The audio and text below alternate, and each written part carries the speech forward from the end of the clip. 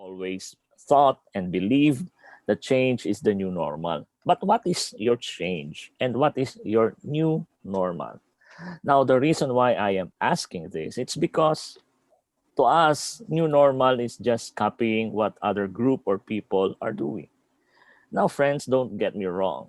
I'm not saying by benchmarking it is a bad practice. I'm not saying that benchmarking is wrong. All right? We can always benchmark and learn from other people.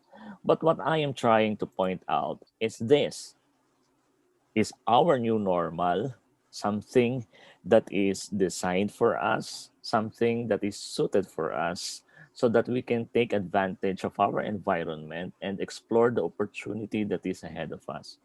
Or are we just following the herd? Explore and enjoy the opportunities if we are able to celebrate our uniqueness and individuality. So, in the next few minutes, I will be sharing two narratives, and it has the same meaning. And at the end of those two narratives, I will be posing a question. So, this is the first narrative. Kindly read, please. It's a fine sunny day in the forest, and a rabbit is sitting outside his burrow, tapping on his typewriter. Along comes a fox out for a walk. The fox asked, "What are you working on?" The rabbit answered, "My thesis." Fox, "What? What is it about?" Rabbit, "Oh, I'm writing about how rabbits eat foxes." The fox said, "That's ridiculous. Any fool knows that rabbits don't eat foxes." Rabbit said, "Come with me and I'll show you." They both disappear into the rabbit's burrow. After a few minutes, gnawing a fox bone, the rabbit returns to his typewriter and resumes typing. Soon a wolf comes along and stops to watch the hardworking rabbit. The wolf asked, "What are you writing?" The rabbit said, "I'm doing a thesis on how rabbits eat wolves." The wolf said, "How do you don't expect to get such rubbish published, do you?" The rabbit said, "No problem. Do you want to see why I think it will be published?" The rabbit and the wolf go into the burrow, and again the rabbit returns by himself after a few minutes and goes back to typing. Finally, a bear comes along and asks, "What are you doing?"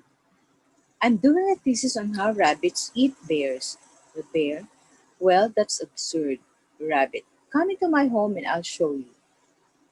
As they entered the burrow, the bear was met by a lion. Now, before we go to the second narrative, let us reflect with these few passages or quotation. "I think, therefore I am," by Rene Descartes. Let me leave you with one last thought. Trade barriers have fallen. The only barriers left are the barriers you have in mind, according to John Gokongwei Jr. As a man thinks in his heart, so is he. Proverbs 23:7. Thank you very much. Now, I will be sharing with you a short clip.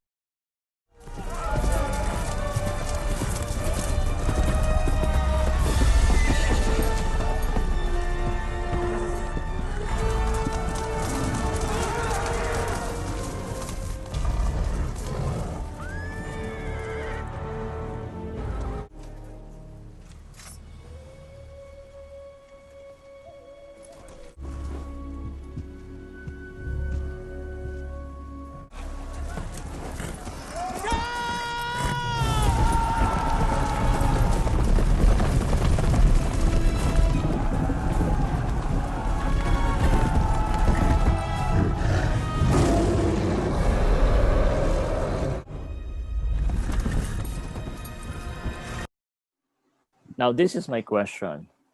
Who is your lion?